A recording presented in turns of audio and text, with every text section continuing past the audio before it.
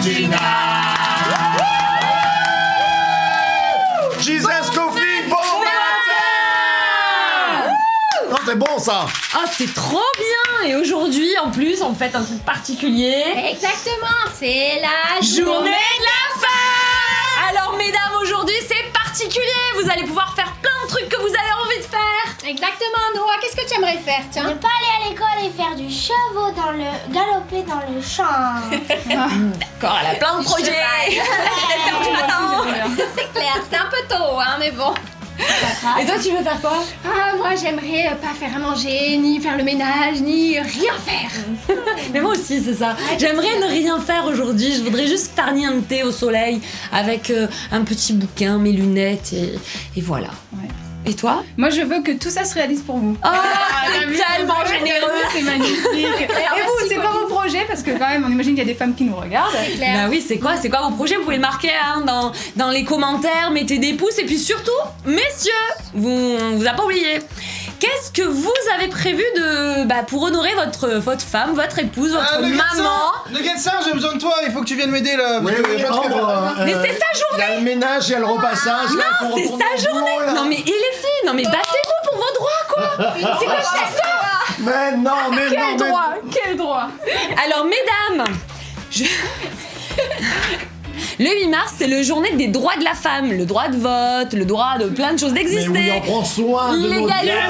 on prend soin de nos femmes. Ah, et si tu es célibataire, tu prends soin de ta maman. Exactement, aussi. de ta grand-mère. Ou de ta petite sœur, de ta grande sœur. En tout cas, moi je vous laisse, je vais m'occuper de la maison. C'est bien, prends la Et brouille. allez, on y va, Nono. Elle veut faire du cheval. C'est ça. Oh là là, je crois que je vais y aller quand même parce que je sais pas ce que ça va donner. Hein. Allez, bon matin. Bon matin. Bon, ben voilà. Bon ils sont matin, partis. on est content d'être avec vous, c'est tellement bon la reprise. Moi, ça m'a manqué. Ah ouais, moi aussi, vous m'avez manqué, oh là là. Ça fait long. Alors, j'aime bien les vacances, c'est vrai, j'aime bien, voilà. Mais là, honnêtement, ça faisait long. Hein. Franchement, ça J'avoue, faisait hein. long. C'était sympa quand même, mais franchement, ça faisait long, vous nous avez tellement manqué. C'est On vrai. attend aussi vos petits commentaires de rentrée. Qu'est-ce que vous avez fait un petit peu pendant les vacances? Pas grand-chose, parce que c'était pas la folie. Ouais, la folie, mais bon, après, est-ce que vous avez aimé? On a Oui, fait c'est ça, une oui, semaine, mais on avait un road trip, et qu'est-ce que Exactement. vous avez aimé? Qu'est-ce que vous avez aimé? Qu'est-ce C'est que vous vrai. n'avez pas aimé? Je sais pas, des petites choses qui Dites-nous nous un permettent petit de peu. nous améliorer. Bien sûr. Et du coup, alors on est le 8 mars. 8 mars. Journée internationale des droits de la femme. Amen. Au début, en fait, ça a été mis en place un 19 mars. Tu savais Ah, ça? ouais, Un je 19 savais pas mars du en tout. 1911. Ah oui, et du d'accord. coup, ça a été déplacé au 8, tout ça. En 1900, c'est-à-dire bien avant les droits de vote, c'est-à-dire qu'il vu y avait ça le droit de la femme avant le droit de vote. Exactement. Ok, C'est ça très intéressant. C'est clair. Et donc, voilà. Et du coup, on pense vraiment à toutes les dames. Bonne journée. Je sais pas quoi vous souhaiter. Non, soyez bénis, vraiment Soyez mesdames, bénis. prenez soin de vous. Sachez que vous êtes précieuses aux yeux de Dieu. Je sais que voilà, on est des dames, on aime bien avoir, on a notre petit jardin secret. Mais le Seigneur, même dans votre quotidien, il est là, il vous parle, il vous booste. N'oubliez jamais que vous êtes des guerrières de l'Éternel et que dans la prière, vous faites tomber plein de choses. Et il y a des vrais exaucements et des ouvertures de destinée qui se passent, des percées spirituelles ce matin. Qui dit rentrée dit nouvelle série. Et je te Ah, laisse oui. présenter la série parce que je vais aller chercher une Bible. D'accord. Alors oui, notre nouvelle série, nous avons décidé toutes les semaines de vous présenter un livre de la Bible. Donc ça va être long, hein, évidemment, puisque une semaine, c'est court pour concentrer un petit peu l'essence même d'un livre complet. Exactement. Donc voilà, il y a Dis-nous combien il y a de livres dans la Bible. On C'est veut une le bonne savoir question. en commentaire. On va pas vous donner la réponse, mais on voudrait une réponse là sur internet là tout de suite. Et donc, Sans passer par Wikipédia et Silami, hein. voilà, donc toutes les semaines vous aurez, oui, effectivement, Nicopédia, on l'appelle aussi. Il doit avoir la réponse. Nico, vas-y, s'il te plaît, dis-moi combien il y en a. Voilà, et donc aujourd'hui, on va commencer cette semaine, cette nouvelle série avec La Genèse. On va Logique. commencer par On le commence début. par le début. Commence par le début. Et quoi de mieux que pour introduire justement le livre de la Genèse, le premier verset du premier chapitre. Au commencement, Dieu créa les cieux et la terre. Amen. Amen. Alors, la Genèse, on commence avec la création. Et on s'est dit, pour parler de la création, ça va être un petit peu compliqué de vous dire ça simplement en 20 minutes. Oui, du c'est coup, dur. on s'est dit, on va essayer de répondre peut-être à des questions un petit peu clés. on s'est dit pourquoi la création? Pourquoi la création? Qu'est-ce que tu dirais toi? Pourquoi la création? Alors, moi, déjà, je recontextualiserai bien. La Genèse, c'est le tout début. La Genèse, c'est un livre qui est écrit par Moïse, d'accord? Il fait partie du Pentateuque. Il a écrit 5 livres, les 5 premiers livres de la Bible. C'est le Pentateuque, qui est écrit par Moïse. Et donc, dans cette Genèse-là, il y a, on va dire, 2 grandes sections. La première section, qui est la création, c'est Dieu crée, d'accord? Il y a une révolte et on va jusqu'à Noé. Et la deuxième section, là, on va parler d'Abraham et de l'Égypte, etc. Donc, c'est ce qu'on va faire tout au long de jusqu'à l'Égypte. Voilà, donc on va parler de ça toute la semaine. La première partie, nous, on prend le tout début, la création. Qu'est-ce qui s'est passé à la création? Donc, pourquoi la création? Pour moi, pourquoi la création? Déjà, je pense que Dieu a un projet. Bien sûr. Et en fait, le projet de Dieu, c'est l'homme, en réalité. Complètement. Tuer son projet. Tuer son projet. Et s'il a créé tout ce qu'il a créé, hein, il a repris, il a refait la terre, il a séparé les eaux, etc. Il a créé la terre, il a créé la mer, ensuite il a créé les animaux, il a créé toutes choses, et il a créé un jardin, il a placé l'homme. Donc en fait, au centre de toute sa création, au centre de tout son projet, de tout ce qu'il a fait, il n'avait qu'un seul but, c'est de placer l'homme. C'est-à-dire que la création, c'est l'homme, et le projet de Dieu, c'est l'homme. Donc le pourquoi la création, je pense que c'est pour que l'homme puisse s'épanouir et puisse grandir dans cet environnement. Complètement. Même, j'ai envie de te dire, dans sa présence. Au moment où il était en train de créer justement les astres, les étoiles et tout ce qui s'ensuit, comme a dit, j'allais t'appeler Anne-Lise. Non, je ne suis pas Anne-Lise. Je pense à toi, mon amour, tout le temps. Tu vois, tout le temps, il m'appelle comme toi. Hein. Comme a dit Alexandra, tu as été justement ce projet. Pendant que Dieu était en train de créer, toi, il pensait à toi. Tu étais là, en fait, déjà dans ses pensées dans Éphésiens chapitre 1, verset 4. En lui, Dieu nous a choisis avant la création du monde, pour que nous soyons saints et sans défaut devant lui dans son amour. Et justement, je trouve que la création, pourquoi la création? Parce que ça nous montre l'amour et la bienveillance de Dieu. Dans la nature, on peut tout trouver pour nous. C'est ça. Dieu a tout mis à notre disposition. Dieu nous a même demandé de garder ce jardin qui est la terre. Il nous a donné justement cette terre qui est belle et nous devons en prendre soin. Et aussi, ça montre sa puissance. Dans Romains chapitre 1, verset 20, il nous est dit que les perfections invisibles de Dieu se voient à travers la création. Amen. Et je trouve que c'est magnifique et c'est exactement ce premier verset que l'on a lu. Dieu créa les cieux et la terre. Ça montre la puissance de Dieu. Dieu est tellement puissant qu'il a créé tout notre univers juste pour nous. Juste pour nous. Et quand on va dans le détail de la création, moi quand je vois l'infiniment petit comme l'infiniment grand, je me dis comment c'est possible de penser. Il y en a qui pensent que Dieu n'existe pas. C'est vrai. Et moi je rebondis sur ton verset, ça se voit en fait. Si on regarde la création, si on regarde dans les détails de comment même juste le corps humain est formé, mais c'est impressionnant. Je veux dire, quelqu'un qui aurait pensé à faire ça, même aujourd'hui, il n'y a pas de scientifiques qui peuvent créer un être humain. Mais Dieu l'a fait. Donc on ne peut pas arriver d'un bing bang comme ça, et puis hop, on est là. Oh, oui, il y a quelqu'un ou personne ne m'a mis là, c'est le hasard. Le hasard a un nom ce matin, et le hasard s'appelle Dieu, l'Éternel, Elohim. Dans le dictionnaire biblique, si tu regardes le mot création, il est exactement dit « action de Dieu appelant à l'existence ce qui auparavant n'existait pas ». Quand Dieu t'a créé, il a mis justement la vie en toi. Il a mis quelque chose de puissant et ça m'amène justement à parler de la création de l'homme. L'homme, il a pris de la poussière et en fait il a soufflé un souffle de vie dedans. Adam, ça veut dire être humain, qui vient justement de la racine Adama, qui veut dire terre ou sol. Et ça revient justement à ce que la Bible dit, que Dieu nous a créé justement de la terre. C'est ça. Et en fait, quand on analyse, j'en parlais tout à l'heure avec Nathan, quand on analyse un petit peu, c'est vrai que toute la création, que ce soit les animaux, etc., ont été appelés à l'existence par la parole. Dieu dit que la lumière soit et la lumière fut. Dieu appela les animaux à se former de sa parole. Vous voyez ce que je veux dire?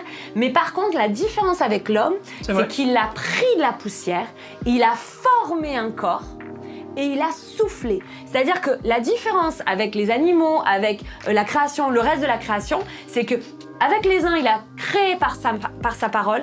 Avec l'homme, il a créé par son souffle. Il a donné un esprit de vie. Et en fait, ça me fait penser à une autre type de relation. En fait, le fait d'être proche, de créer par ses mains d'avoir touché, d'avoir façonné et d'avoir soufflé. En fait, c'est vraiment une action de sa part. C'est pas juste de sa parole, c'est vraiment un mouvement complet de son être. C'est ça. C'est parce qu'il voulait une relation.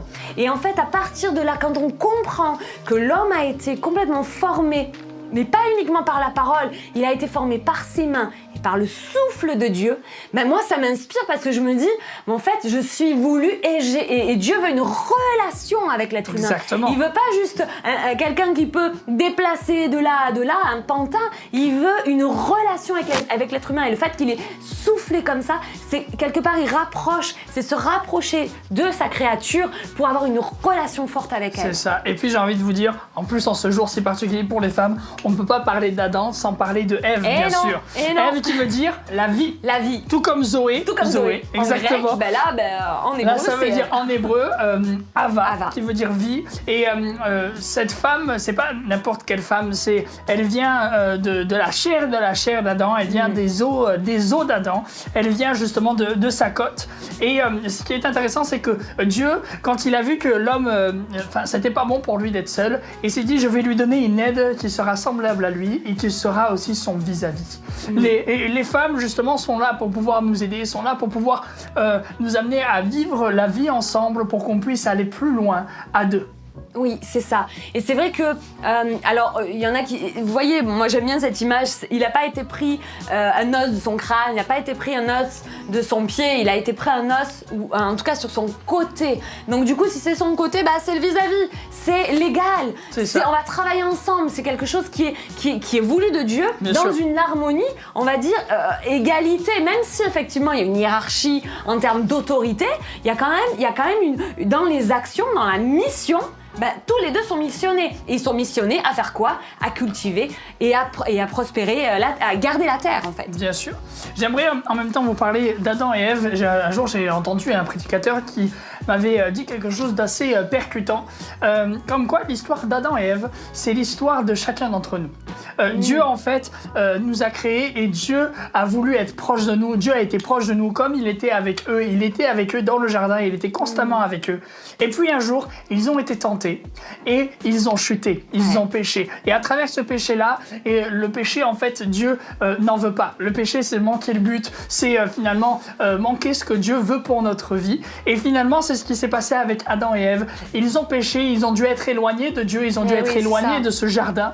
Et finalement, aujourd'hui, Jésus est venu, Jésus est mort sur la croix et Jésus est ressuscité et tu as la possibilité de pouvoir reconnecter avec Dieu. C'est ça. Et ce qui est magnifique, c'est que on peut te proposer de millions de façons pour que toi, tu puisses t'approcher de Dieu.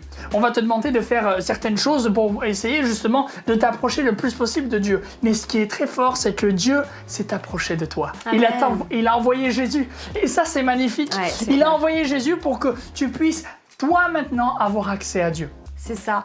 En fait, au moment où il y a eu la chute, on l'appelle comme ça, où il y a eu le péché, quelque chose qui est rentré pour séparer en fait l'homme de Dieu, il y a eu une cassure. Il y a eu une cassure entre l'homme et Dieu, il y a eu une cassure entre l'homme et la terre, il y a eu une cassure même entre l'homme et les animaux, il y a eu même une cassure entre l'homme et la femme.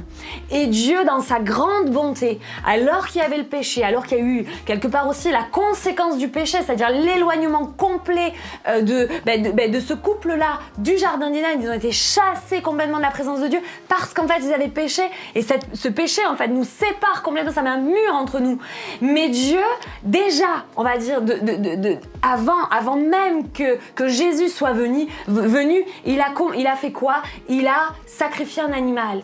Il a sacrifié un animal, il a pris la peau et il les a recouverts. Et en fait pour moi c'est vraiment l'image de Jésus sacrifié et qui recouvre le péché. Et Dieu veut faire ça. Il a envoyé son fils. Et ce fils est mort sur la croix. Il a tout donné. Il a été dépouillé complètement de toute chose. Il a donné sa vie. Comme cet animal qui a été sacrifié pour couvrir les péchés d'Adam et Ève. Et c'est un peu la même chose. Jésus est venu et il a recouvert ton péché. Quand Dieu te voit, il ne te voit pas. Quand tu as accepté Jésus comme sauveur, quand tu lui as dit Seigneur, tu es mon Dieu, tu es mon roi et je t'accepte comme Seigneur et mon sauveur et je veux m'attacher à faire ta volonté, je regarde à toi, je veux marcher dans la soumission et l'obéissance à ta parole, alors à ce moment-là, tes péchés sont complètement recouverts et quand Dieu te regarde, Exactement. il voit Jésus. C'est Et ça. là, tout est transformé. Complètement. Aujourd'hui, tout peut devenir nouveau. Si aujourd'hui tu as péché, tu es dans un moment où tu te dis j'ai pas d'espérance, qui peut encore me pardonner? J'ai encore péché, je retombe toujours dans les mêmes travers. Le Seigneur te dit ce matin, il a pris toute chose à la croix, il a pris ta honte, il a pris ton péché. Et si tu te repens devant lui, tu dis Seigneur, je change d'avis sur mon attitude, je veux vraiment faire ta volonté. Alors il vient maintenant, il enlève ton péché et il vient complètement donner du possible et remettre le possible pour toi dans ta vie maintenant. Moi, je le crois. Exactement. Et j'aimerais justement te proposer de prier avec Amen. nous. Toi qui peut-être tu as été éloigné de Dieu à cause du péché ou à cause de quoi que ce soit, on aimerait justement te proposer Jésus pour que tu puisses reconnecter avec Dieu. Seigneur, je veux te prier pour ces personnes qui sont là derrière leur écran et qui ont vécu peut-être exactement la même histoire qu'Adam et Ève, ces premiers hommes que toi tu as mis sur cette planète.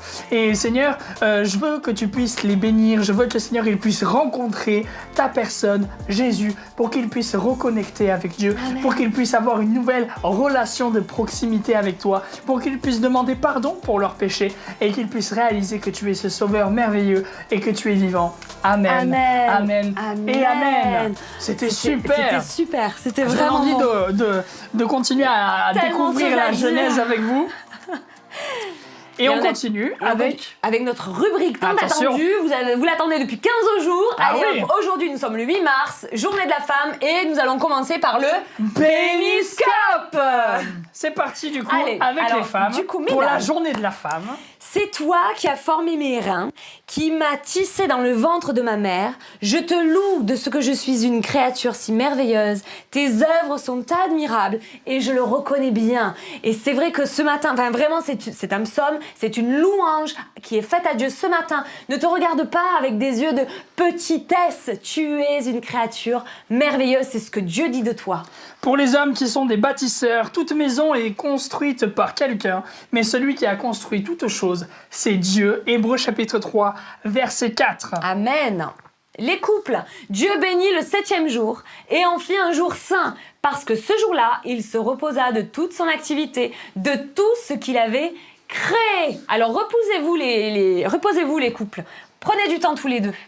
C'est Pour les important. jeunes, Seigneur éternel, c'est toi qui as fait le ciel et la terre par ta grande puissance et ta force. Rien n'est trop difficile pour toi. Jérémie 32, 17. Rien n'est difficile pour ton Dieu parce qu'il a créé toutes choses. Amen. Les célibataires, louez l'Éternel, faites appel à son nom, faites connaître ses hauts faits parmi les peuples. Tu es célibataire, loue Dieu. Tu passes par des moments de solitude, loue Dieu. C'est là qu'il va se passer plein de choses. Et pour finir, les seigneurs, c'est de lui, par lui et pour lui que sont toutes choses, à lui la gloire dans tous les siècles. Amen. Amen. Romains chapitre 11, verset 36. Amen. Merci Seigneur pour ces moments, c'était tellement bien C'était la trop reprise. bien, moi j'aime trop être avec C'était vous. super, on se retrouve demain à 7h pour le Jesus Coffee. Ce soir pour un jour homme somme. Un jour Amsom, passez une très très bonne journée Et- bonne journée aussi à toutes les femmes. Oui, prenez du temps pour vous, mesdames. Exactement, et n'oubliez pas, source de vie. The Church to be. Salut tout le monde. À très vite.